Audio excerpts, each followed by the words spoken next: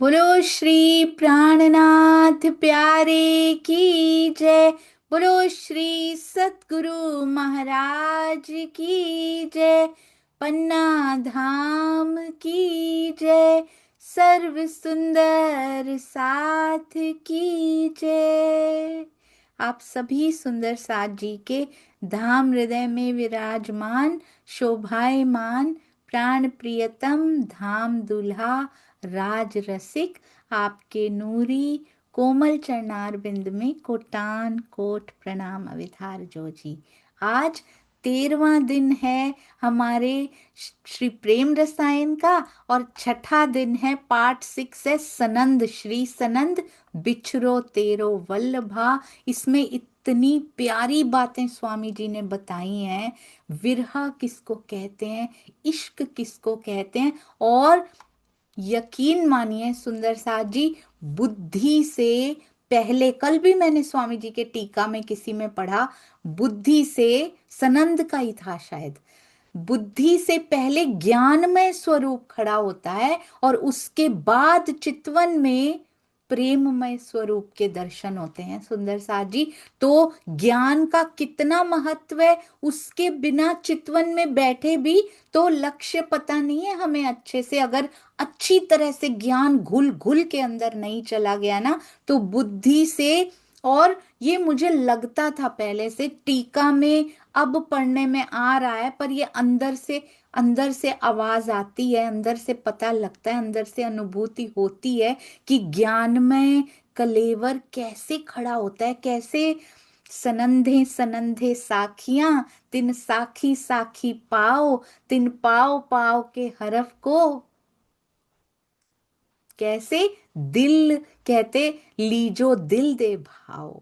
तो कैसे ये जंजीरा मुसाफ की ये जंजीरें जो है ना, इसकी एक कड़ी कलश हिंदुस्तानी में पड़ी है, एक कड़ी किरंतन में पड़ी है, एक कड़ी मारिफत सागर में पड़ी है, एक रास में पड़ी है, एक सनंद में पड़ी है, एक सिंगार में पड़ी। जब ये कड़ियां आपस में मिलती हैं तो कैसे ज्ञानमय स्वरूप अंदर खड़ा होता है, और वो कहीं भी श्री राजी के मूल मिलावा में विराजमान स्वरूप से कहीं भी कम नहीं है सुंदर साथ जी। वो यहाँ पे ज्ञानमय स्वरूप की शोभा भी समाई नहीं जाती, इतनी शोभा है उनके अंदर। तो इसीलिए वाणी मंथन से इतना गहराई से जुड़िए कि एक एक मात्रा, एक एक बिंदी, यहाँ तक कि बीच की खाली जगह भी छू जाए, वो खाली ना हो, वो भावों से, वो प्रेम से, वो निस्वार्थता से, वो श्रद्धा से, समर्पण से भरी हुई हो। बहुत सुंदर वाणी है ये। प्रणाम जी। और ये इतना प्यारा थंबनेल बनाया हुआ है ना, अति अति सुंदर। और हमारे प्यारे सतगुरु के चरणों में कोटान कोट प्रणाम जी, इतना सुंदर टीका करने के लिए। और ये किताब लेटेस्ट चर्चाएं जो पिछली बार 19वें वार्षिकोत्सव पर हुई थी, उनकी चर्चाएं हैं सुंदर साथ जी। प्रणाम जी। आइए चलते हैं, अति सुंदर वाणी गायन का आनंद लेते हैं। प्रणाम जी चंद्रिका बहन जी, प्रणाम। प्रणाम जी सभी सुंदर साथ के चरणों में कोटि कोटि प्रेम प्रणाम जी। बोलो श्री प्राणनाथ प्यारे की जी। आज का वाणी गायन है सागर ग्रंथ से प्रकरण 6। कदमों लाग करू सहजे राम, पकड़ के दो पाए, हुक्म करत है मासूम, बीच आसे के अंग आए। मासूक तुम्हारी अंगना, तुम अंगना के मासूम, ये हुक्म इलम दृढ़ किया, अजुरो क्यों न होए टूक टूक, अजुरो क्यों न होए टुकटुम महामत कहे अपनी रूहन को, तुम जो अरवा अर्श शराब प्याले इश्क की, यो प्याले पर प्याले अरस लो, प्याले पर प्यारे सरस।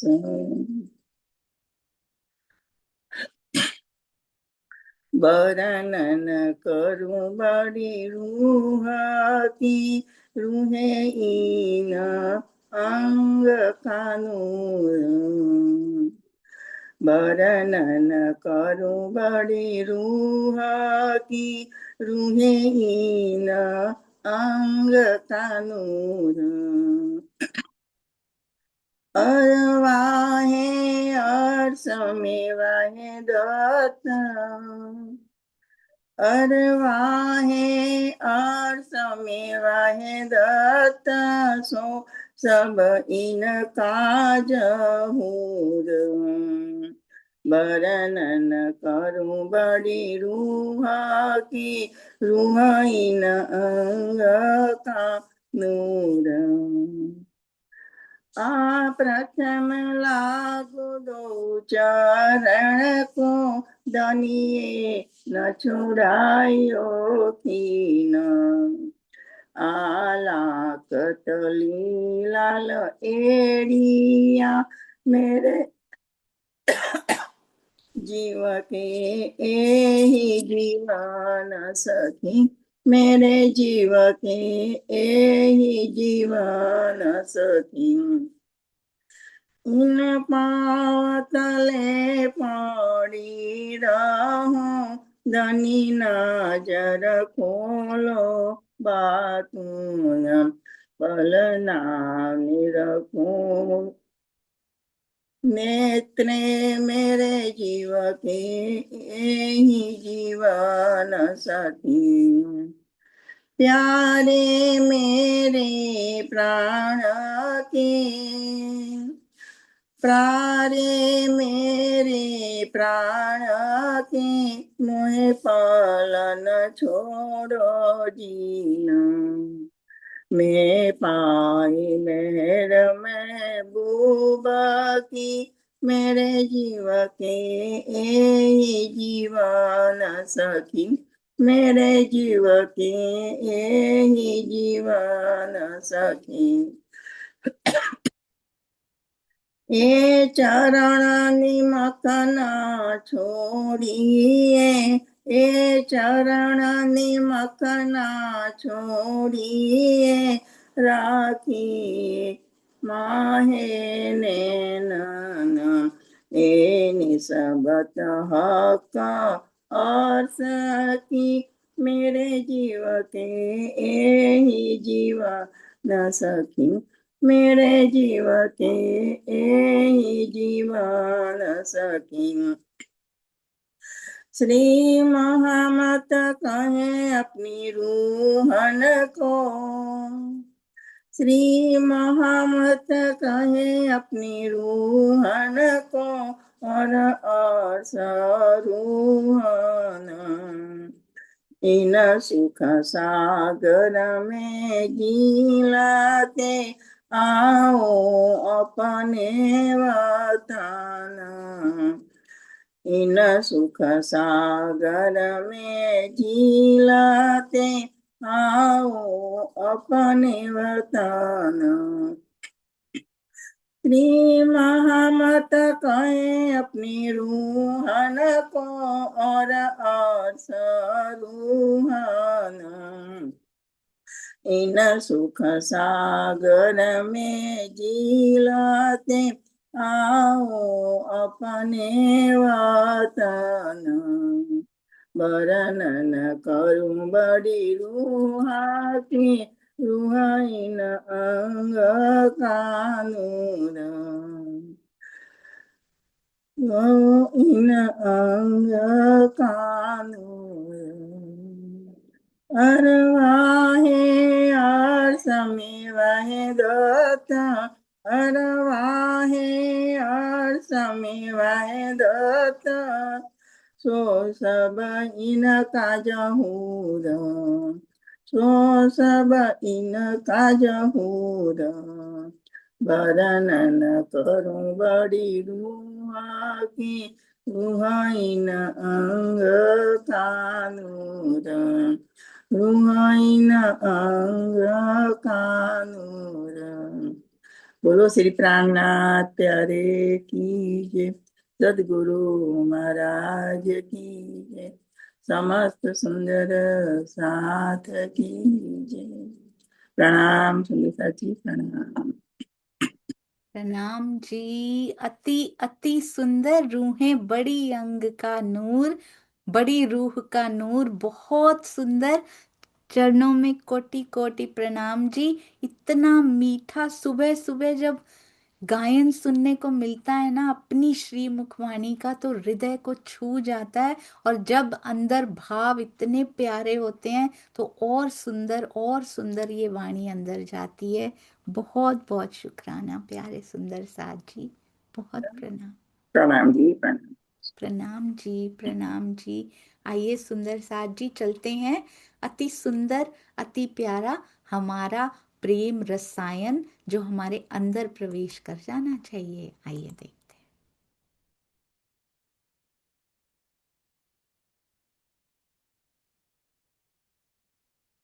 जी, श्री सनंद पे हम चल रहे हैं।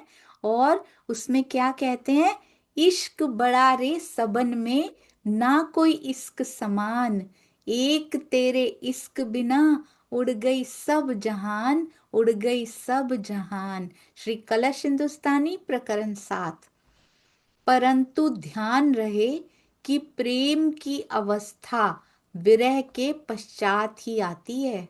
दुख थे विरहा उपजे, और विरहा प्रेम इश्क।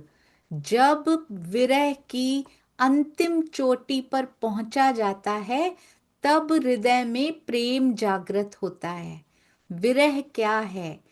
वो अवस्था जिसमें हृदय प्रीतम के लिए इतना तड़पता है कि संसार को देखना भी नहीं चाहता। सामान्य भाषा में लोग कहते हैं कि इन्हें राज्य से प्रेम हो गया है, पर वास्तव में ये प्रेम नहीं है, बल्कि प्रेम की मंजिल तक पहुंचने की दौड़ का प्रारंभ है।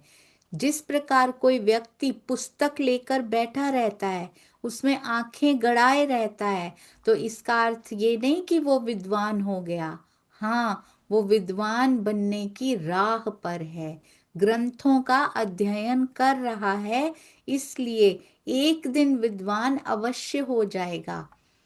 उसी प्रकार जो विरह की अवस्था में चलता है, वो माना जाता है कि एक दिन प्रेम की अवस्था को प्राप्त करेगा।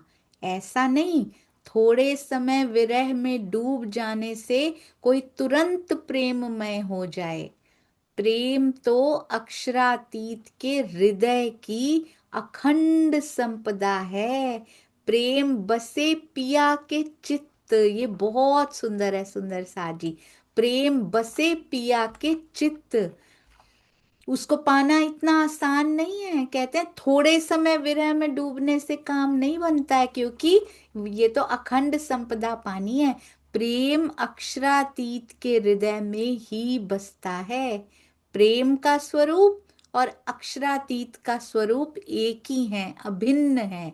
प्रेम ब्रह्म दो एक हैं, सो दो दुनी में ना है। दोनों ही दुनिया में नहीं है, क्योंकि आवेश स्वरूप के रूप में आए हैं, परंतु मूल स्वरूप तो परम धाम में ही है। और प्रेम की भी, इश्क की भी यहाँ लज्जत मिलती है। पूर्ण स्वरूप तो परम धाम में ही है, सो दो दुनी में ना है। अर्थात जो प्रेम है वही पर ब्रह्म है। इस संसार में ध्यान से सुंदर सा जी, यदि कोई विरह में कुछ घंटे बिता ले तो इसका तात्पर्य ये नहीं है कि वो प्रेम के स्वरूप को पा गया। प्रेम शब्दातीत है और अंतःकरण का विषय है, बाहर का नहीं। जब शुद्ध ज्ञान का प्रकाश, तो ज्ञान कितना जरूरी है, और वो भी शुद्ध ज्ञान, अहंकार में मिक्स होके ज्ञान नहीं, अहंकार मिश्रित ज्ञान अंदर प्रवेश नहीं। शुद्ध ज्ञान का प्रकाश अंतःकरण में प्रवेश करता है तो वो विश्वास जगाता है। इसीलिए क्या कहते हैं, ज्ञान से ईमान पक्का होता है। पर कौन से ज्ञान से? ज्ञान पढ़ तो रहे हैं, पर ईमान क्या परिस्थितियां आने पे अभी भी ढह रहा है, तो इसका मतलब शुद्ध ज्ञान का प्रकाश अभी पूरा का पूरा अंदर नहीं जा रहा है, और उसके अंदर जीव का ये स्वभाव जो मिश्रित हो रहा है ना, वो काम खराब कर रहा है। तो इसका मतलब ज्ञान पढ़ रहे हैं, बहुत अच्छी बात है, ज्ञान का मंथन कर रहे हैं, बहुत ही सुंदर बात है, पर जो मिश्रण उसके साथ हम कर रहे हैं, उस मिश्रण को ठीक करना पड़ेगा। अहंकार मिश्रित ज्ञान जा रहा है, अंदर तो ज्ञान जा रहा है, अहंकार कब मिश्रित हो रहा है? हमारे अंदर जो अहंकार है वो ही उसके साथ मिक्स हो जाता है, तो उसको कम करना पड़ेगा, उसी को मारना पड़ेगा और बात बन जाएगी। और ये बड़े बड़े योगियों का नहीं मरता सुंदर साथ जी। अहंकार को, मैं को मारना सबसे मुश्किल होता है, परंतु वाणी के प्रताप से, श्री तारतम वाणी के प्रताप से, सतगुरु के सानिध्य से, श्री राज जी की मेहर से ये संभव हो सकता है, otherwise it's not possible at all. तो वाणी मंथन करते जाइए, चितवन में भी बैठते जाइए, सेवा करते जाइए, विकारों में जाने का समय ही ना मिले, परंतु जो बाकी समय हमारे पास बाकी माया के काम भी करने होते हैं, माया में भी हम जाते हैं, हर समय हमारे तो रोम रोम से पिया पिया निकलता भी नहीं है। उन घंटों में विशेष ध्यान रखने की जरूरत है कि कोई भी ऐसी बातें ना सुनी जाएं जिससे अहंकार में और विकारों में वृद्धि होती हो। हम कहते हैं जैसा खाओगे अन्न वैसा होगा मन, तो सबसे ज्यादा मन पर जो प्रभाव पड़ता है ना सुंदर सा जी, जो हमने बुरा सुना होता है, बुरा देखा होता है। आप कभी चितवन में बैठिएगा, मैं मानती हूं आहार का प्रभाव बुद्धि पर पड़ता है, जो हम मुख से खाते हैं आहार उसका पड़ता है, परंतु आप चितवन में बैठकर देखिएगा, जब आप बैठते हैं तो मन कहाँ कहाँ घूम रहा होता है, जो जो आपने सुना होता है, जो जो आपने देखा होता है, वो सुना और देखा भी जो आपने खाया था ना, इसीलिए हमारा मन कर रहा है कि हम गंदगी को देखें, हम गंदगी को सुने, हम ईर्ष्या को सुने, द्वेष में बड़ा रस आ रहा है, ईर्ष्या में बड़ा रस आ रहा है, निंदा चुगली में बड़ा रस आ रहा है, क्योंकि हमने खाया वैसा है। आई नो, परंतु इस पे भी कंट्रोल करना पड़ेगा। ये नहीं सात्विक भोजन करके भी ऐसे के ऐसे ही हैं, सात्विक भोजन करके भी कोई फर्क नहीं पड़ रहा, बहुत ही कम फर्क पड़ रहा है। तो उसका क्या रीजन है? क्योंकि आंखों से और नेत्रों से और कानों से आहार सात्विक नहीं किया है। चितवन में बैठ के देखिए, मन वहीं घूमता है जो हमने सुना हो, ऐसा किसी के बारे में सुना हो, कोई निंदा, कोई ईर्ष्या, कोई ऐसी कोई वैसी बात, या ऐसे ही घूमने चला जाता है उनके पास, या हमने देखी हो कोई ऐसी बात, लाखों जन्मों में कभी तो देखी हो, और अब का लेटेस्ट का फर्क सबसे ज्यादा पड़ता है। तो जो बाकी घंटे बचते हैं ना सुंदर सा जी, मंथन के अलावा, चितवन के अलावा, सेवा के अलावा, जो और घंटे होते हैं हर एक के पास होते हैं, उस समय पे मन को कैसे कंट्रोल करके रखना है। अगर वो कहे भी कि चलो इनसे बात करके थोड़ी चुगलियां कर लेते हैं, इनसे बात करके थोड़ा ये कर लेते हैं, बिल्कुल नहीं करना सुंदर साथ जी।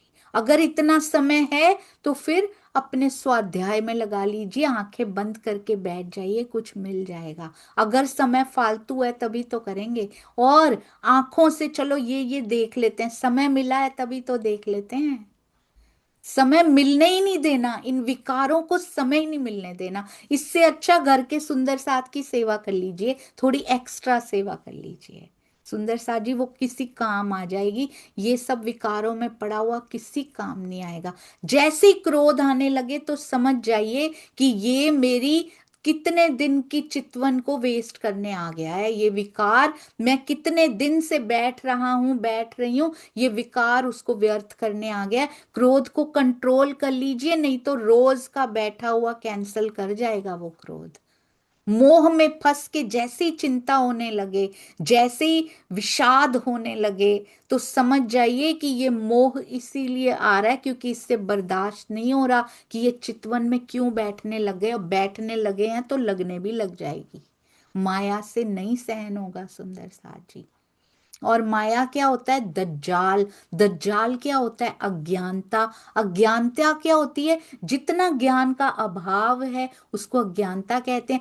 पूरा ज्ञान हो जाए तो ये सब होगा ही नहीं। अभी अंदर दज्जाल बचा है, अज्ञानता बची है। किसी को भी पूरे स्वरूप साहब को मथन भी कर लेना सुंदर साजी, तब भी पूरा ज्ञान नहीं हो सकता। जब तक राज्य नहीं उड़ेलते तब तक इस ज्ञान जीव को पूरा नहीं मिल सकता सुंदर साथ जी। जीव धनी के दर्शनों के बाद भी भटक जाता है, सोचिए आप। ये तब भी दुखी हो जाता है। मिहिर राज जी को दर्शन हो चुके हैं, फिर भी बिहारी जी सताते हैं और उनका जीव दुखी हो जाता है सुंदर साथ जी। मिहिर राज जी के अंदर विराजित है, उनको पता है, उनके अंदर लीला होती है, वो महसूस कर पाते हैं। जब वाणी उतर रही होती है, जब चर्चा हो रही होती है, वो अनुभव कर पा रहे होते हैं कि कौन बोल रहा है मेरे अंदर से। फिर भी बिहारी जी तंग करते हैं तो दोरी डामा मुंह के तारी दूसरी, जीव कितना दुखित हो जाता है। फिर भी ऐसी ऐसी अवस्थाएं बनती हैं कि जीव दुख होता है, जीव को दुख होता है सुंदर साथ जी। तो इसलिए ये हमें बताया गया, ये कर कर के बताया गया कि फ्री होके मत बैठ जाना। जरा सी झलक, जरा सी भावलीनता हुई तो बस ये बैठी है माया आसपास घेरने के लिए। बिल्कुल रिलैक्स नहीं होना इसके साथ, बिल्कुल भी नहीं। डटे रहना, अपनी मंजिल की ओर बढ़ते रहना। जब तक पूर्ण स्वरूप का दीदार नहीं हो जाता ना, तब तक आराम नहीं करना। आशिक को आराम नहीं आता जब तक वो मिल नहीं जाता सुंदर साथ जी।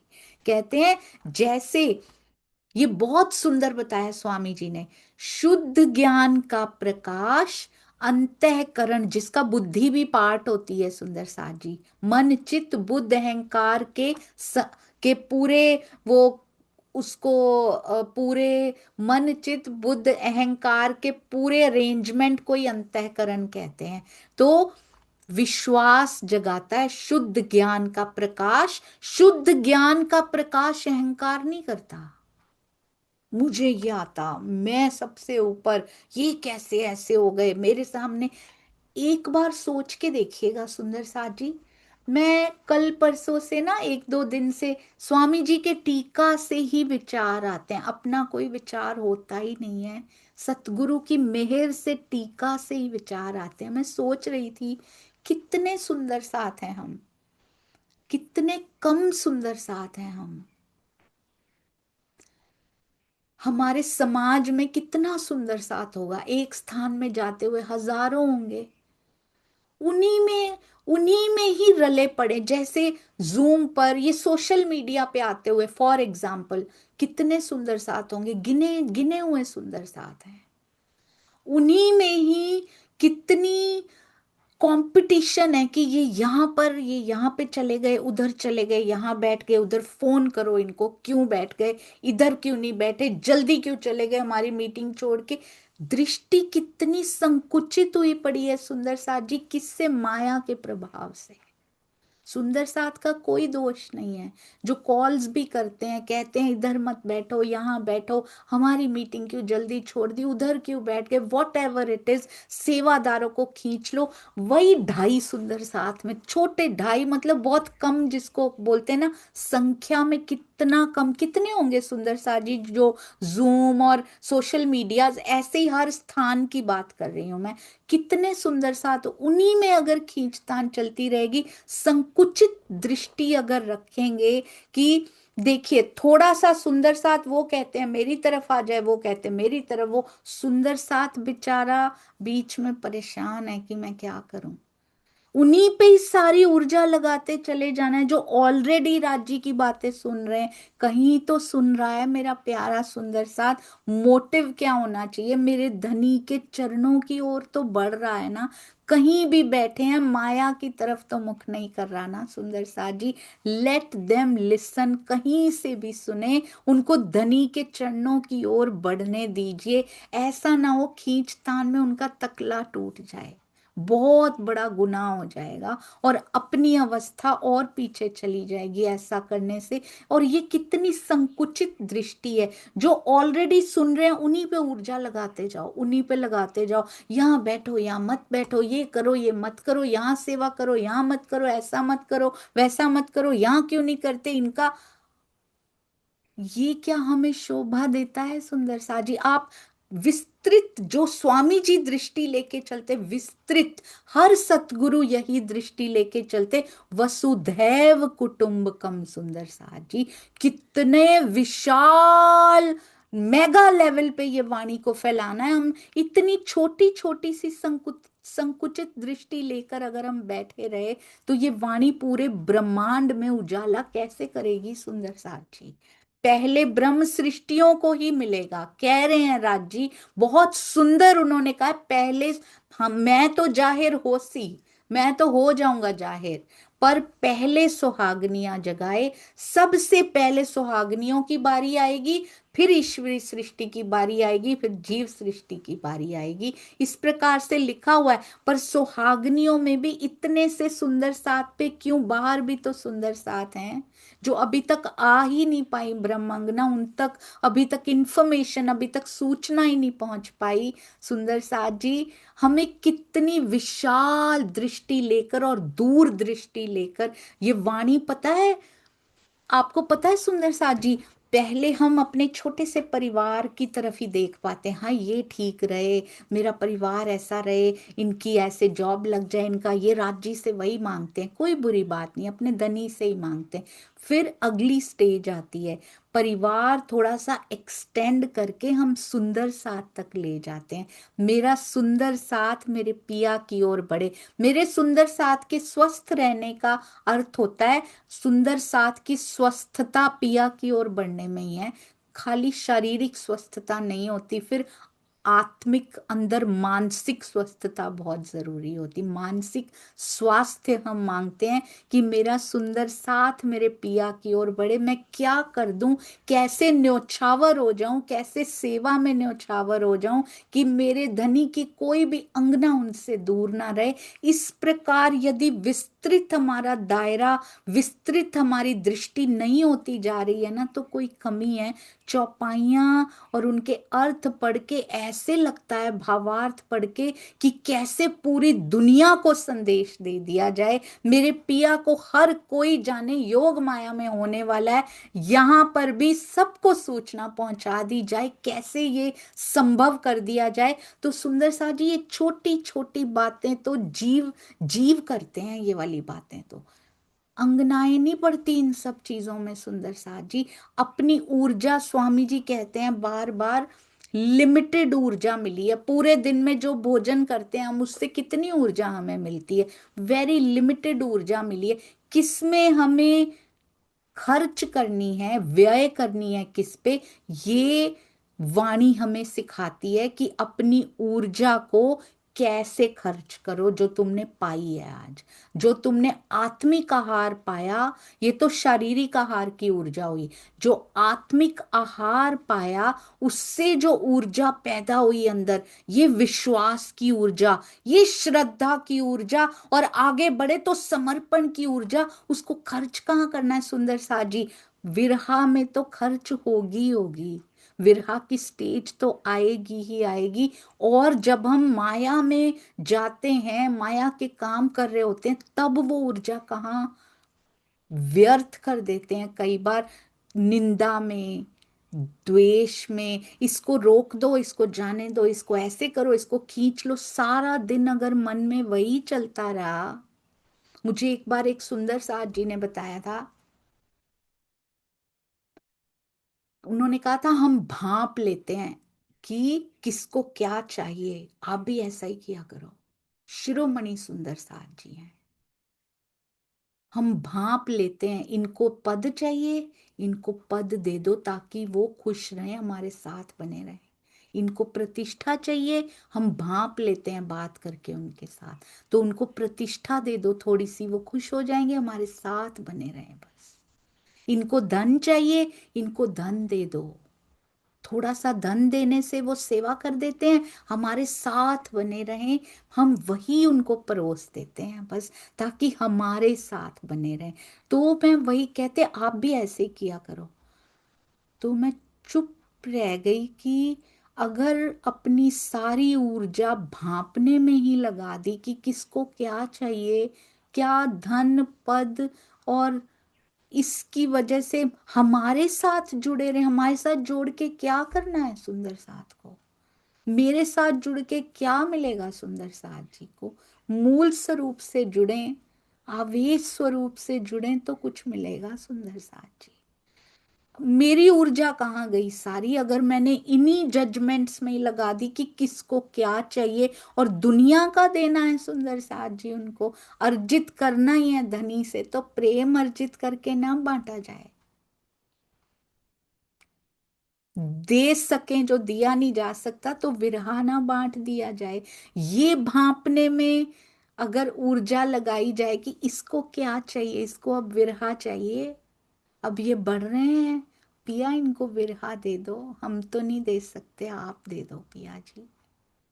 अगर भांप लिया जाए, सतगुरु भांप सकते हैं, तो अपनी ऊर्जा बिल्कुल व्यर्थ नहीं करनी सुंदर सा जी, किसी प्रकार के भी ऐसे कार्य में। और अपनी वो बढ़ा के करनी क्या है, मेरे सतगुरु, सतगुरु को सब जाने, मेरे प्राणनाथ जी को सब जाने, एक एक जिसके पास जो रूह, जो अंगना के पास अभी भी सूचना ना पहुंच पाई हो, किसी तरह उस तक सूचना पहुंच जाए सुंदर सा जी, जो अभी भी तरसी बैठी है, जो अभी भी तड़प रही है, जिसके दिल को चैन नहीं आ रहा कि मैं फंसी बैठी हूं यहाँ पर, मुझे लगता है I don't belong, I don't belong here, किसी घर में कहीं ना कहीं फंसी बैठी है वो ऐसे सर्कमस्टांसेस में, पर उसको करार नहीं आ रहा, वो ढूंढ रही है कैसे उस तक धनी तेरी सूचना पहुंचा दूं, इसमें ऊर्जा लगाई जाए। कैसे धनी मैं आपको पालूं चितवन में, इसको भांपना है,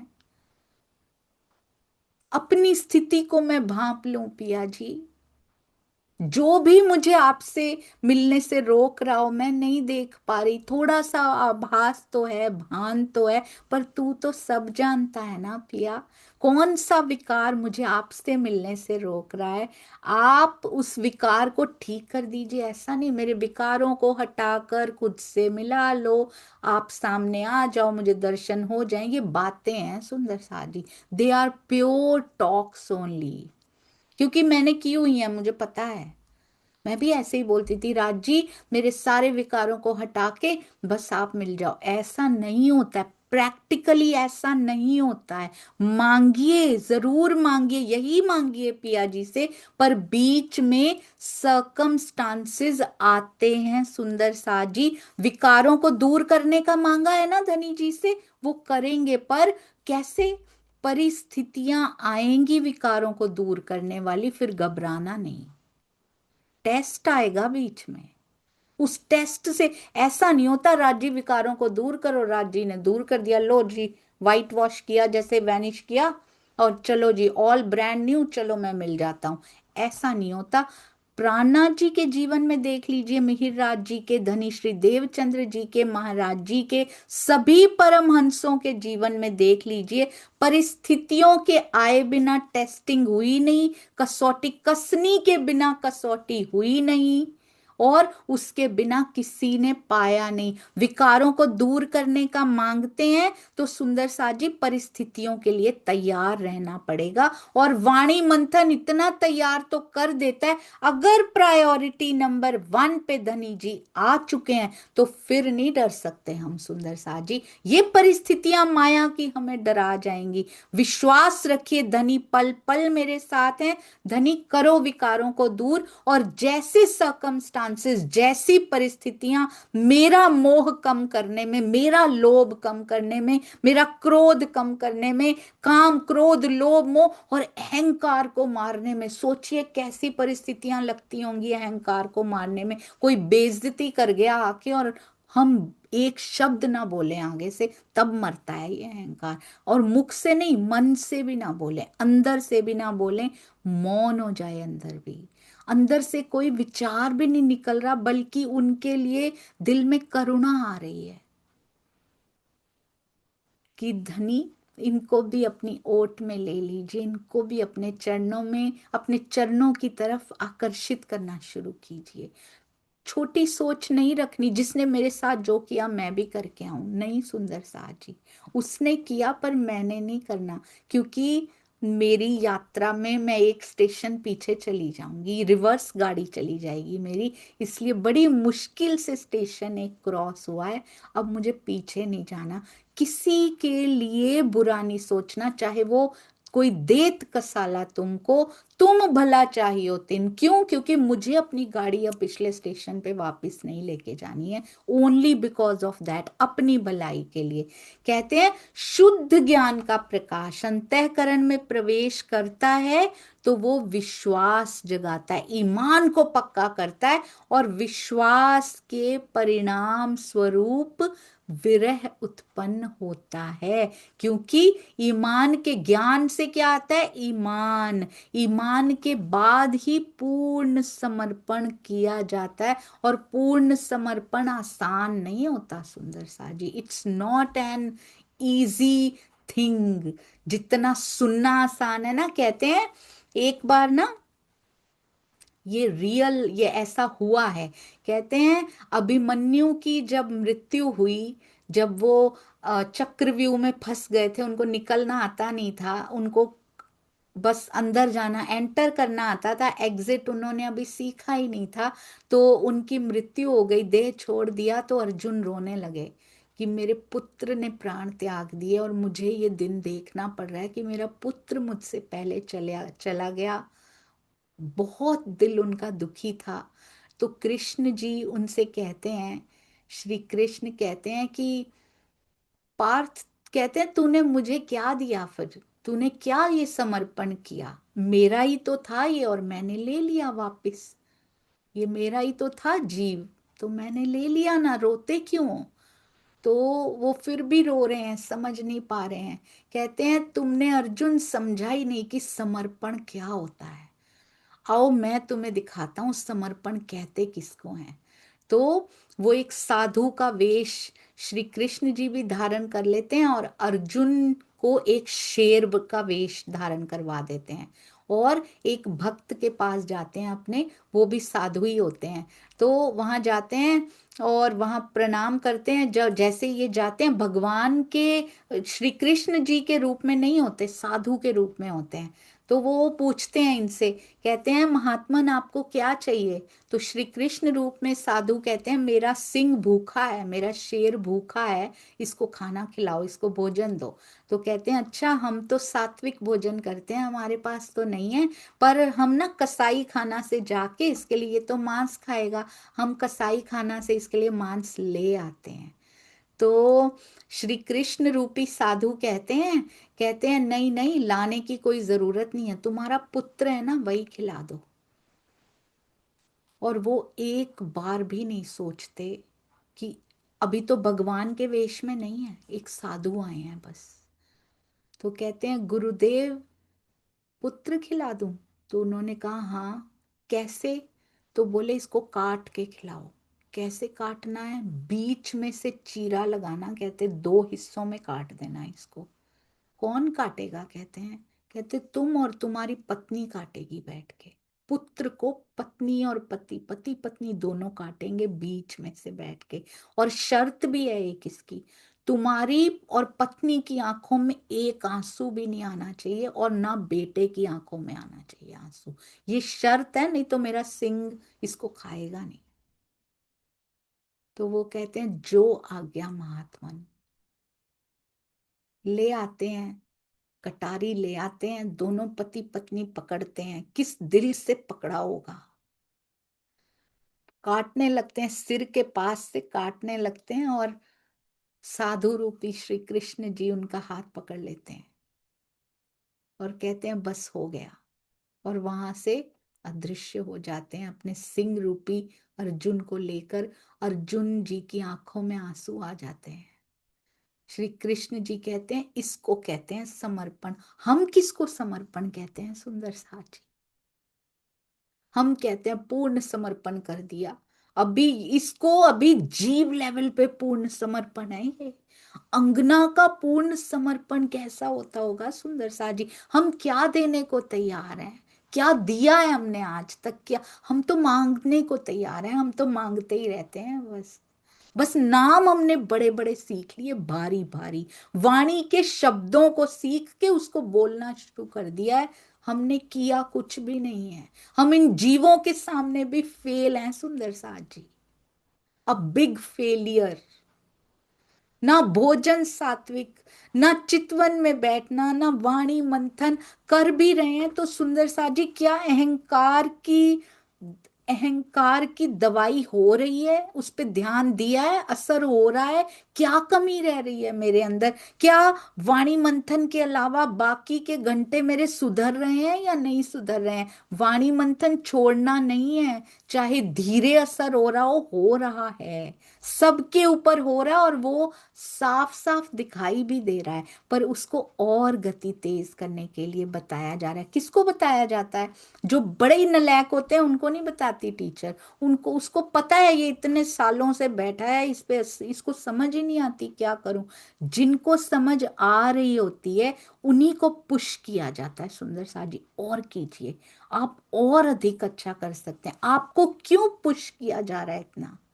क्यों क्यों पुश किया जा रहा है धनी जी की तरफ? क्योंकि आप कर सकते हैं, हम सब कर सकते हैं। इसलिए पिया जी हमें ये सब बता रहे हैं कि अपने बाकी के समय पर ध्यान दीजिए, और अहंकार पे स्पेशल ध्यान दीजिए। कब कब चोट लग जाती है? नहीं लगनी चाहिए, अब नहीं लगनी चाहिए। अगर वाणी समझ में आ रही है, बीतक अंदर जा रही है, महाराज जी की बीतक निर्मल कर रही है अगर, तो अब किसी महाराज जी को क्या कहते हैं, वो उनके तन पे लंगोटी भी नहीं होती। मुझे याद है वो साधु या कोई भी आके उनको क्या कहता है, तुम्हें शर्म नहीं आती? इस अवस्था में घूम रहे हो, युवा अवस्था है महाराज जी की, 20s में है वो, अर्ली 20s। युवावस्था में ऐसे घूम रहे हैं, लंगोटी भी नहीं है उनके तन पे, खाया पता नहीं कितने दिनों से नहीं है, शीत वर्षा धूप सहन कर कर के शरीर पता नहीं कैसा हुआ पड़ा है। उस पर कोई आके कह रहा भूखा पेट हो, ऐसी अवस्था हो, कोई आके ताना मार दे तो सुंदर साथ जी कैसे बिंद जाता है। आके क्या कह रहे हैं? उनको कहते हैं शर्म नहीं आती तुम्हें? इतने सेठ हैं, उनसे कपड़ा मांग ले जाके। महाराज जी, क्रोध आना स्वाभाविक होता है जब भूख लगी हो, ऐसी अवस्था हो, कोई जवाब नहीं देते आगे से, नो आंसर। इसको कहते हैं पी जाना। ऐसा नहीं है मुख से जवाब नहीं देते, मन से भी कोई जवाब, कोई उत्तर नहीं देते हैं, कोई उत्तर नहीं। बस अपने मन से एक बात कहते हैं कि वो मुझे ऐसे घुमाना चाहता है तो मैं ऐसे घूम रहा हूं ना, मैं अपनी मर्जी से थोड़ी घूम रहा हूं ऐसे। तो जब वो चाहेगा तो तन पे कपड़ा दे देगा। तब तक मैं मंदिर में जाके, हनुमान मंदिर, तब तक मैं वहां बैठ जाता हूँ जाके जहां कोई आता नहीं है, कोई देखे ही ना मुझे, और उनको, उनके मन पे असर ना हो। मैं तो किसी से नहीं मांगूंगा, पर कोई उत्तर नहीं देते सुंदर साथ जी। अगर जरा सा भी अहंकार, लेश मात्र भी अंदर बचा होता तो जरूर उत्तर देते कि तुझे क्या लेना देना। कुछ नहीं कहा उन्होंने। हम कितना कुछ ना भी कहें तो अंदर से मन में कितना कुछ कह जाते हैं अभी भी। इसको भी मन में आना ही नहीं चाहिए। विचार ही उत्पन्न ना हो किसी के लिए भी, विचार भी उत्पन्न हो तो पिया तेरे लिए हो। विरह की परिपक्व अवस्था ही प्रेम है। यानी कच्चा फल जो है वो विरह है, पक जाए तो वही प्रेम है। और विरह यहीं मिलता है। परम धाम में उपस्थिति ही नहीं है, प्रेजेंस ही नहीं है विरह की। विरह मतलब अलगाव, परम धाम में वो है ही नहीं, जुदाईगी है ही नहीं। इसीलिए तो जुदा करने के लिए यहां लाना पड़ा, फिर भी नहीं रह पाते। फिर भी आवेश स्वरूप के रूप में साथ में आए हैं सुंदर साथ जी। ओहो।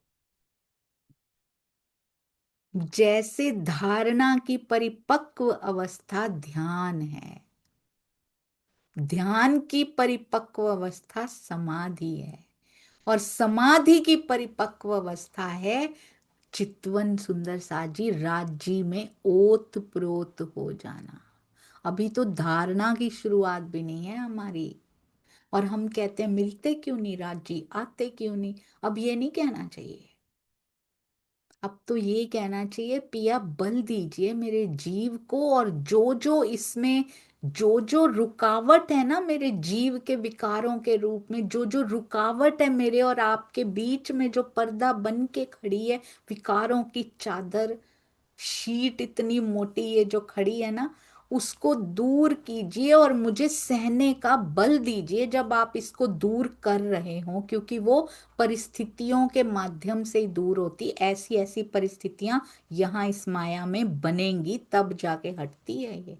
ऐसे ही नहीं कि उड़ा दो राजी, पर्दा उड़ा दो, बोलने से या गाने से वो पर्दे नहीं हटते सुंदर साथ जी। उसके लिए सहन करना पड़ता है। बिछड़ो तेरो वल्लभा।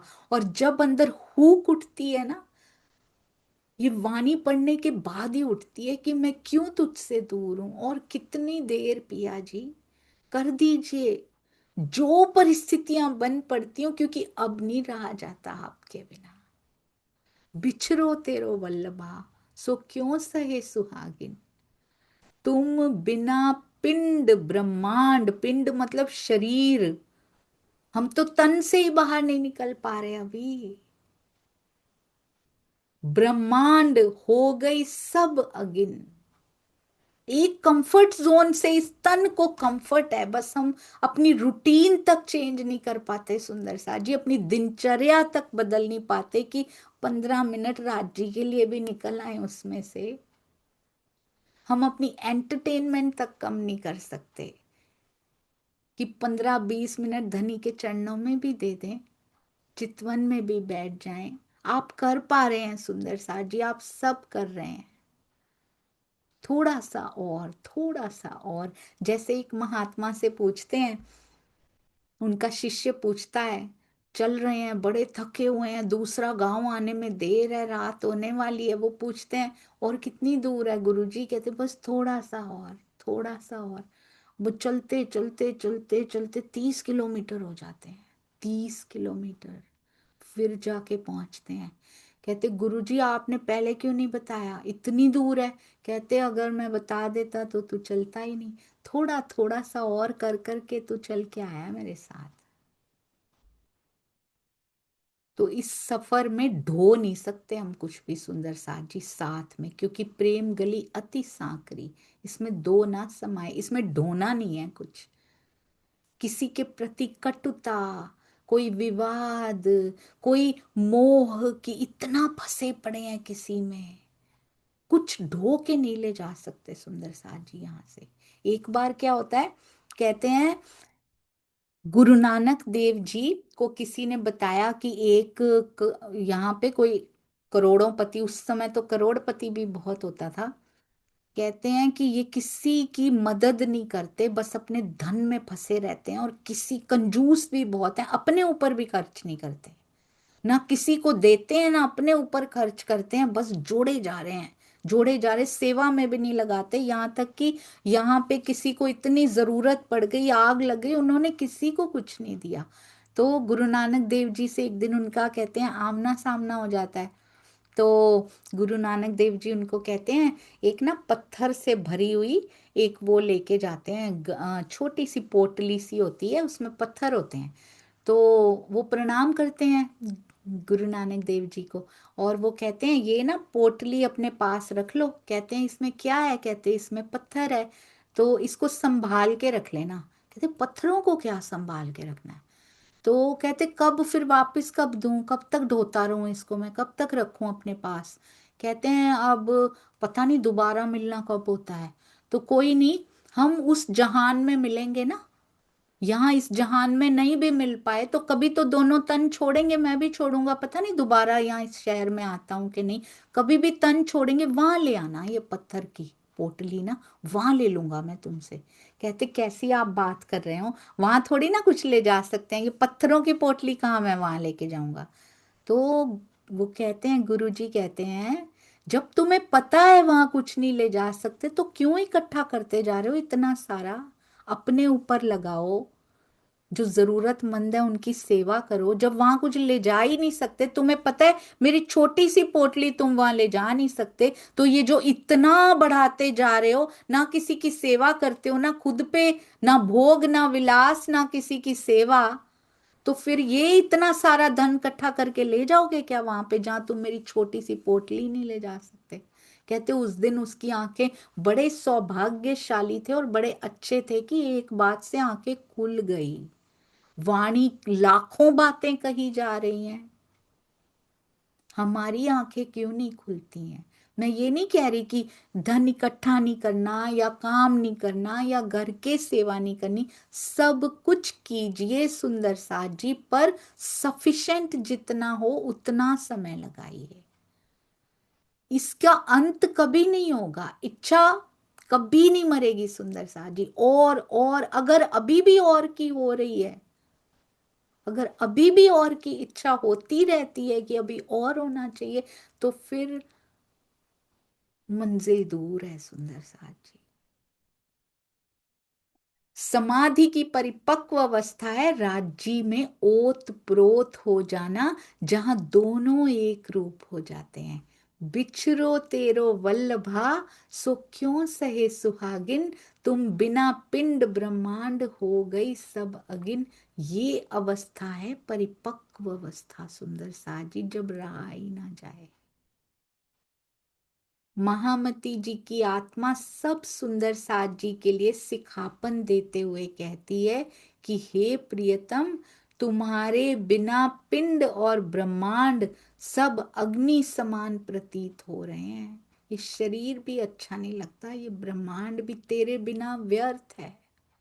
विरह की अवस्था में ऐसा लगता है मानो, कहते हैं विरहा की जो अवस्थाएं होती है ना, स्वामी जी ने लिखा था उसमें, या मैंने कहीं पढ़ा था, लास्ट अवस्था जो होती है ना, बिल्कुल एंड वाली, उसका वर्णन नहीं किया जाता, उसको लिखा नहीं जा सकता, क्योंकि उसमें तन ही छूट जाता है। उसका क्या कैसे वर्णन करेगा कोई जिसका तन ही नहीं रहा?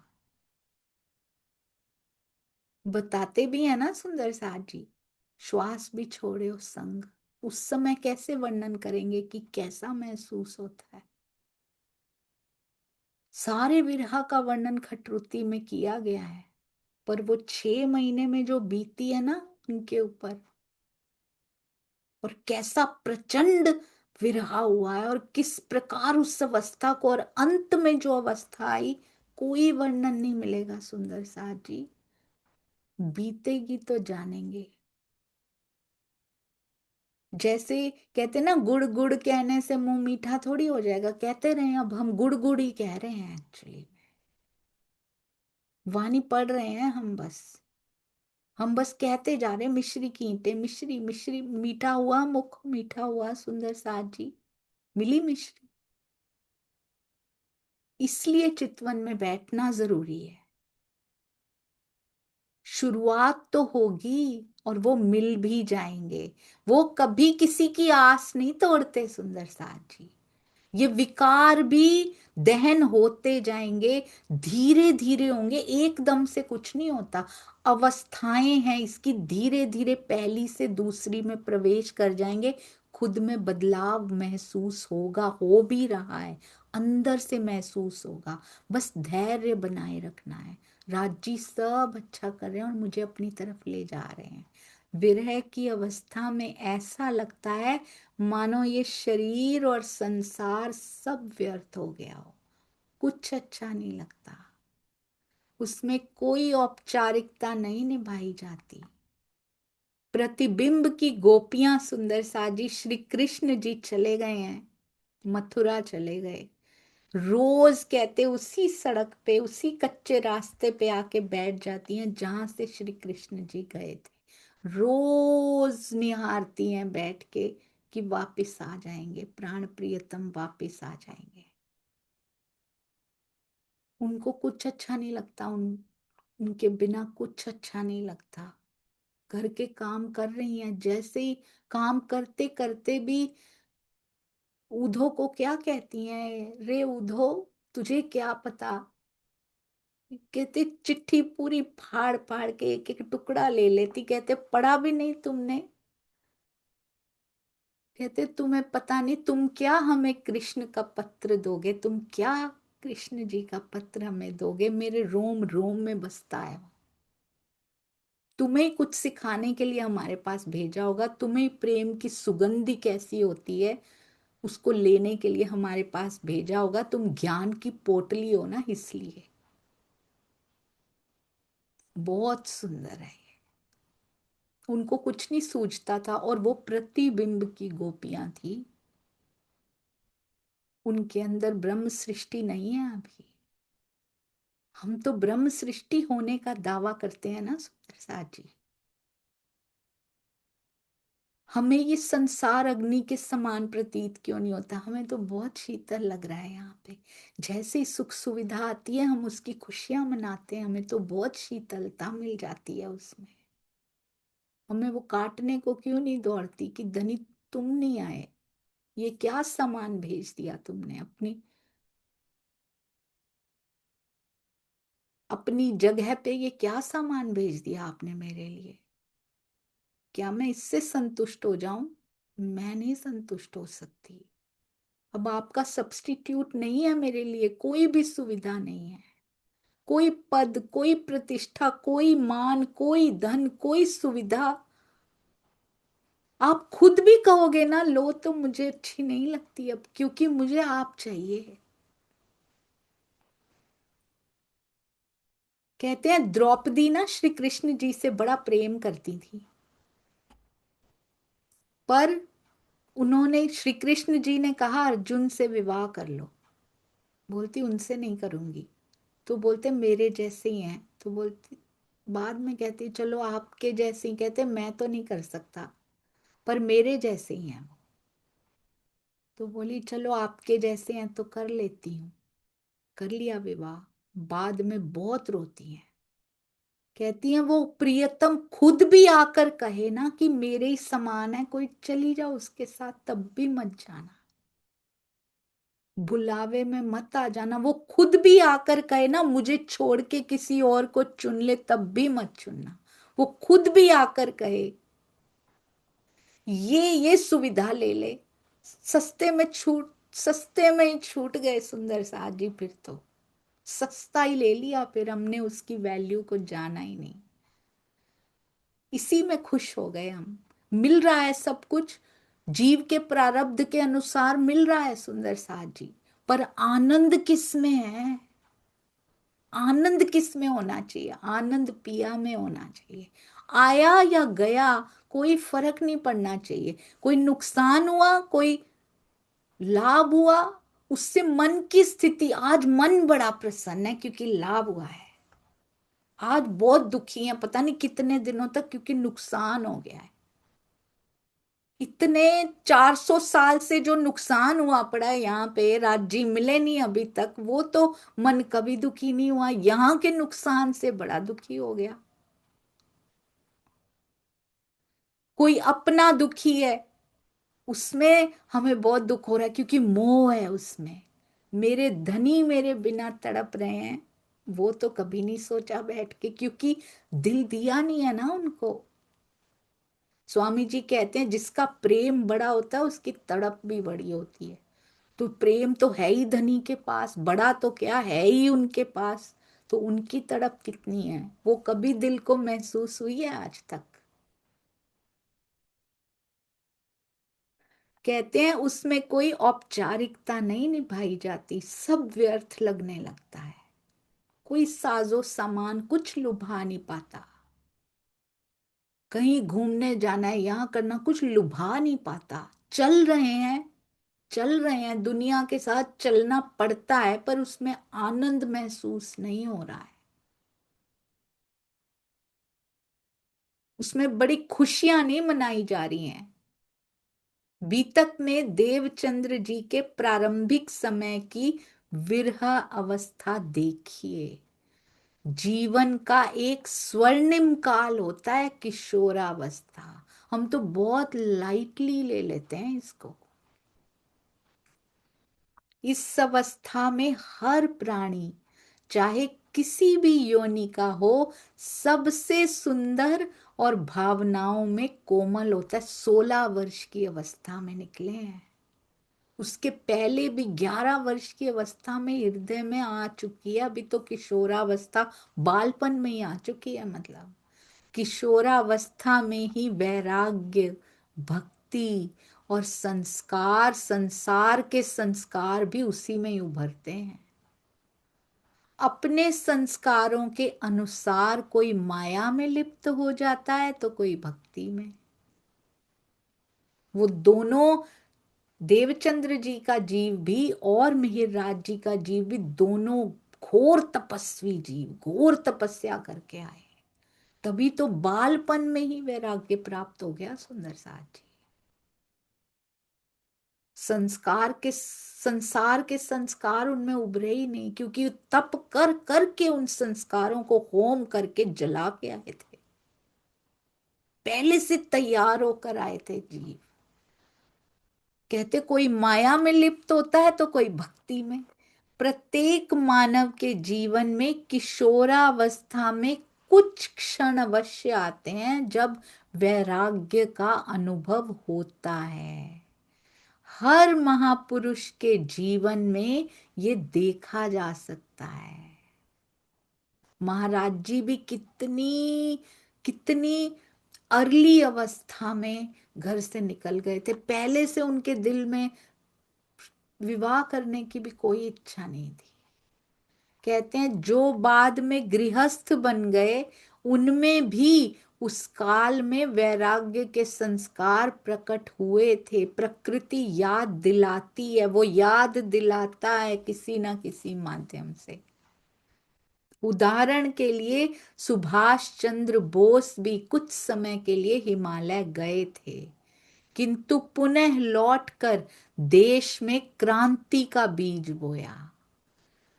उन्होंने इस तरफ लगा दिया अपने, जो वैराग्य अंदर उत्पन्न हुआ था। मेरे कहने का आशय, स्वामी जी कहते हैं, ये है कि हर हृदय में एक चेतना विद्यमान है, और वो चेतना अपने अंतर्यामी, अपने अंदर स्थित सर्वशक्तिमान को पाना चाहती है, किंतु उसके सामने अंतःकरण का घेरा है। समझ लीजिए, चक्रव्यूह के बारे में समझाया जा रहा है सुंदर सा जी।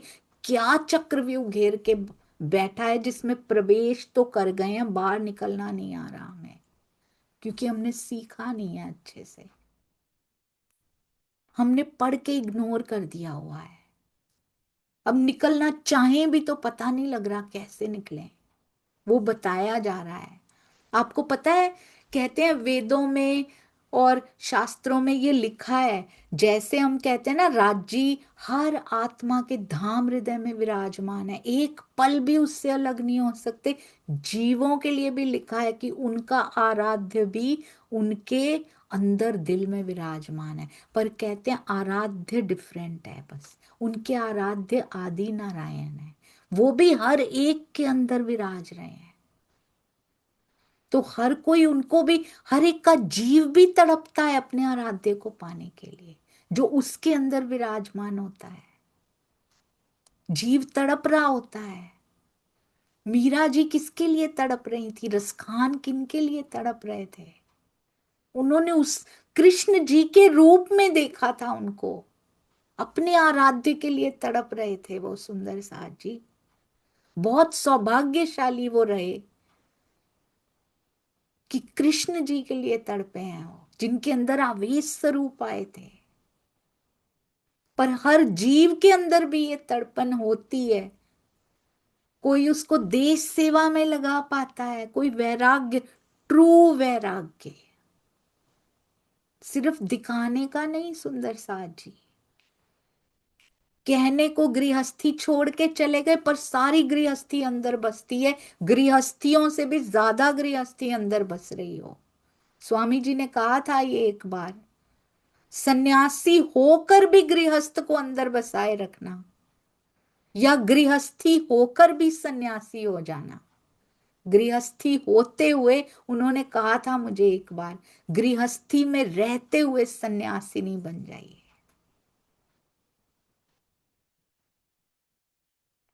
क्योंकि ये सबसे सुंदर राज्य ने सेटिंग दी है राज्य को पाने की। यहां पर कमल की तरह खिले रहना, माया के कीचड़ में रहते हुए भी,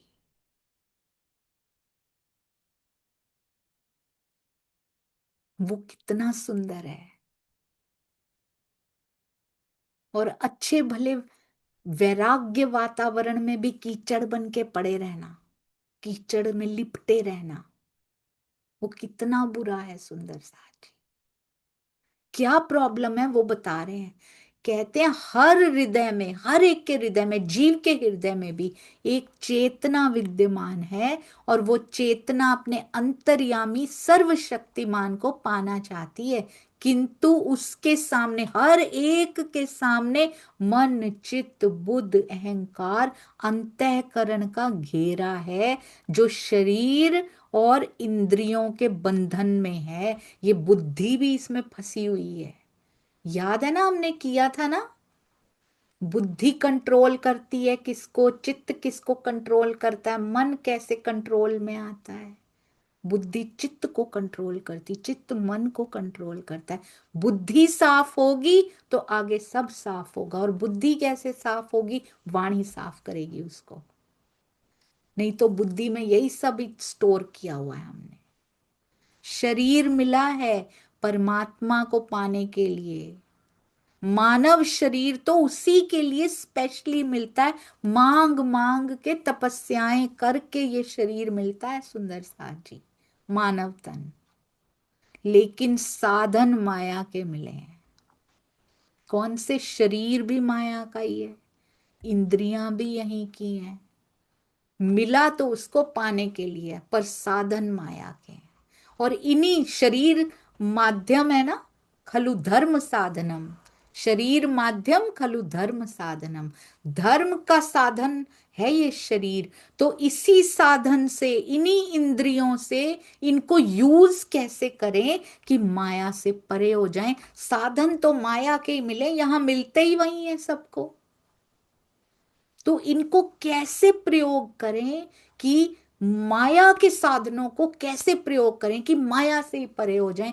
कितना डिफिकल्ट टास्क है ये, कौन कर पाता है? वाणी आंखें खोलती है, सुंदर साजी चक्षु खोलती है कि करो। हमें तो पता ही नहीं था, हम तो पड़े हुए थे, अभी भी कहाँ पूरे निकल पा रहे हैं। पर पूरा चक्रव्यूह समझा रहे हैं स्वामी जी, अगर आप, वाणी ने ही समझाया है सुंदर साथ जी। सतगुरु हमें बता रहे हैं कैसे इस चक्रव्यूह को भेद लोगे, नहीं तो इसी में पड़े शब्द बोलते रहोगे और फंसे रहोगे। काजल की कोठरी में ही है, कैसे रहो सुथार, कैसे साफ सुथरे रहोगे? एक लीक काजल की लागे ही लागे बार, बार बार बचते रहो, उसको लगती रहेगी, क्योंकि कोठरी में उसकी ही खड़े हैं। कैसे सुथरे रहोगे, साफ सुथरे? माया के ही बने हैं, पर कैसे राज्य इस काजल की कोठरी से निकालने का साफ करके निकालने का रास्ता बता रहे हैं। काजल की कोठरी में यदि खड़े हो जाएं, कितना भी बचाएं, कहीं ना कहीं कालिक लग ही जाती है। उसी प्रकार हमारा मन चित्त, इनको हल्के में नहीं लेना। बुद्धि अहंकार इसलिए पहले ही भरा पड़ा है। सुंदर सा जी, ये जीव लाखों, कितने कितना, तब से ना, जब से ये खेल बना है तब से महाप्रलय हुई नहीं है। अरबों वर्ष हो चुके हैं, महाप्रलय नहीं हुई। 28वां चल रहा है इस समय कलयुग। लाखों वर्षों से ये जीव इधर उधर ही हो रहा है। ये जीव जब से आया है, लाखों वर्षों से, लाखों ये जन्म ले लेके वो संस्कार इकट्ठे कर करके, स्टोर कर करके आया है। ये ऑलरेडी बहुत कालिक इकट्ठी कर रखी है इसने, अब और नहीं इकट्ठी करनी, अब धोना है इसको। अगर हम गलत चीजें सुनेंगे, गलत चीजें करेंगे, गलत चीजें देखेंगे, तो ये तो और काली की इकट्ठी करते गए ना। सुंदर सा जी, समझ रहे हैं ना हम सभी। ईर्ष्या करेंगे, द्वेष करेंगे, खींचातान करेंगे, कुछ भी ऐसी बातें करेंगे, चुगली करेंगे, निंदा करेंगे, अहंकार में किसी का दिल तोड़ेंगे, कटु वचन बोलेंगे। कालिक कितनी तो पहले ही काला, काली कलूटी प्रतिमा बोलते हैं ना महाराज जी, इसी को बोलते हैं। और काली की इकट्ठी नहीं करनी सुंदर सा जी, इसको धोने का प्रयास। क्या कहते हैं, चितवन में बैठे वाणी मंथन किया, लगा दिल को कि नहीं ऐसा नहीं करना चाहिए, अब हम नहीं करेंगे आगे से। थोड़ा धुला, वाणी ने धोया, थोड़ा थोड़ी थोड़ी तो स्पर्श हुई वाणी। हो रही है, सबको हो रही है, ऐसा कोई नहीं है जिसको पिया की वाणी स्पर्श ना हो रही हो। हर सुंदर साथ को हो रही है, धो रही है उसको। उसकी काली कलूटी जो अंदर प्रतिमा जीव के संस्कार है ना, उसको धोया जा रहा है। चितवन में बैठे बैठे तो सही, कोशिश तो की, धोया उसको। उठे, फिर निंदा चुगली, फिर यही सब शुरू कर दिया, फिर मोह में पड़े, फिर चार लोगों पे क्रोध कर दिया। वो भी सोचते हैं तुम्हारी चितवन का क्या फायदा। हमने अपनी रहनी से दिखाया उनको, क्या फायदा इनके वाणी मंथन करने का। और चितवन का गुस्सा तो इतना करते हैं ये, फिर सबके ऊपर बरस गए हम उठ के, क्या फायदा हुआ।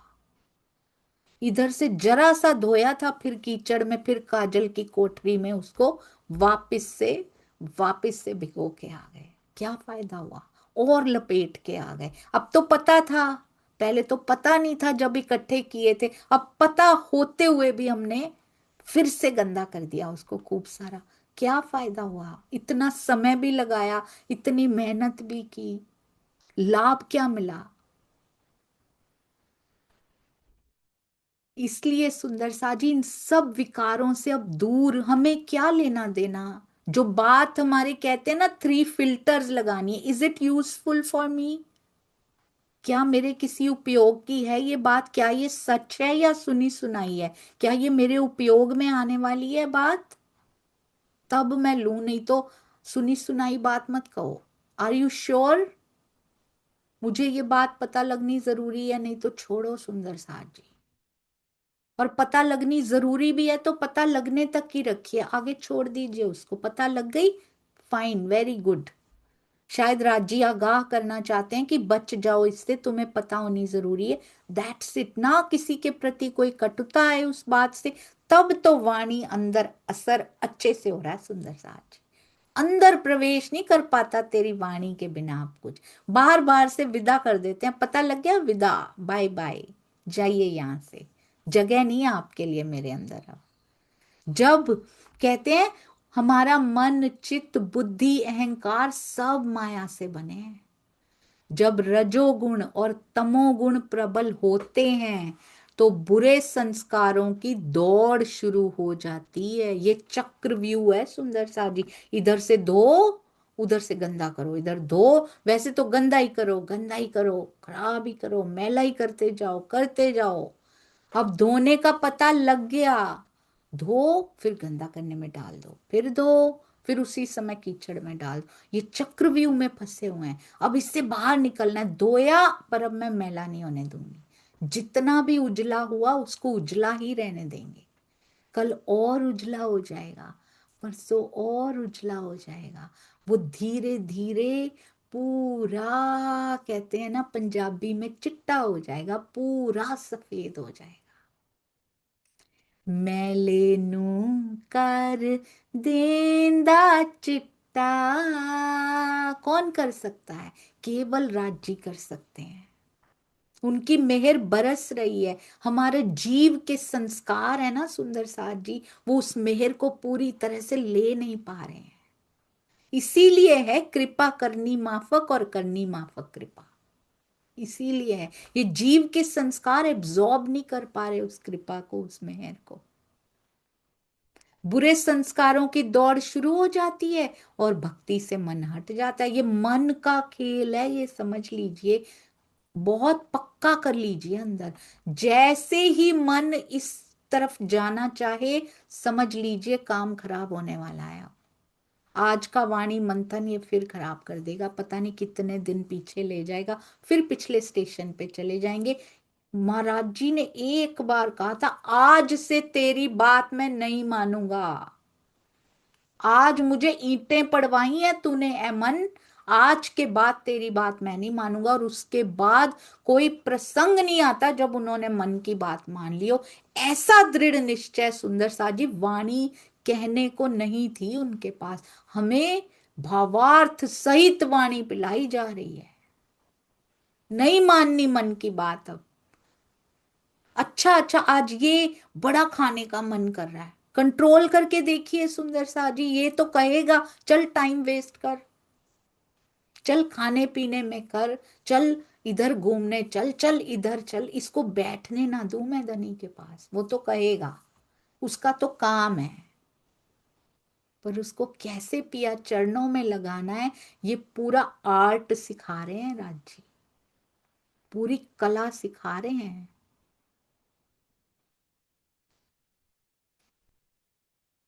इंद्रावती जी सिखाती है ना, कैसे धनी को वश में कर लेना है। वशीकरण मंत्र, पहले मन का वशीकरण मंत्र सीखना पड़ेगा।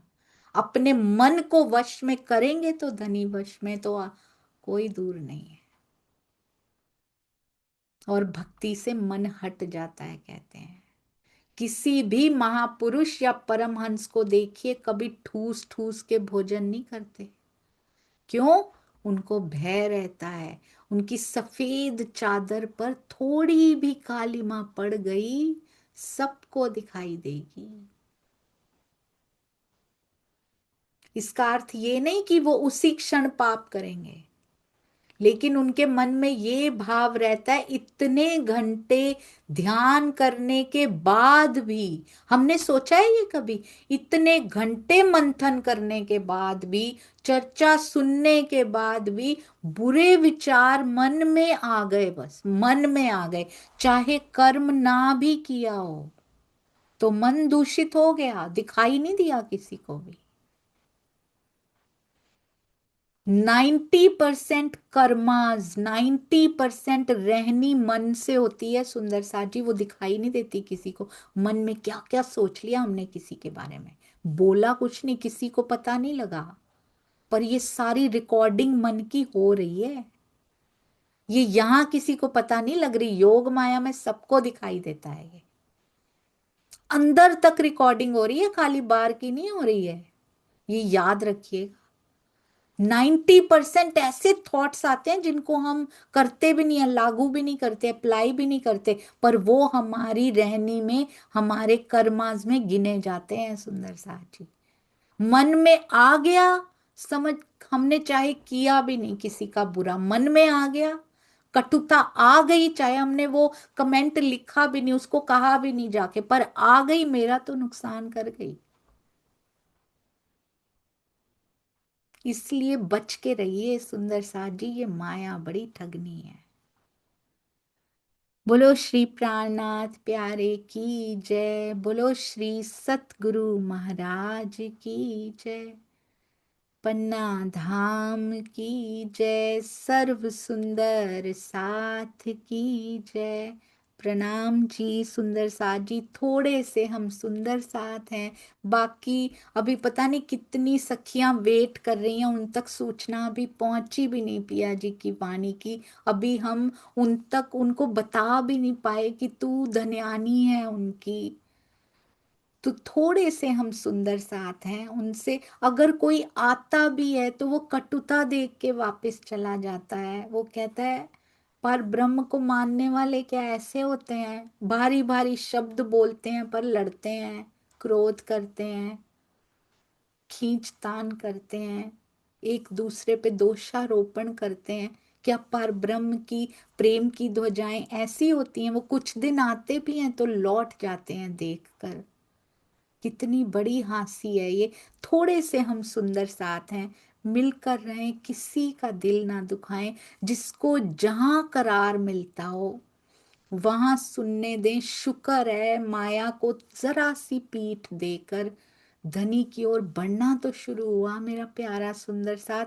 आपको जहां अच्छा लगे सुंदर साथ जी, क्योंकि मंदिर हमेशा खुला रहता है, जेल आने के बाद बंद हो जाती है। जेल का द्वार बंद कर दिया जाता है कि अब आप बाहर नहीं निकल सकते इससे। मंदिर हमेशा खुला रहता है, आप जब चाहें आए, जब चाहें जा सकते हैं। आप इंडिपेंडेंट हैं, आप स्वतंत्र हैं, आप आजाद हैं सुंदर साथ जी।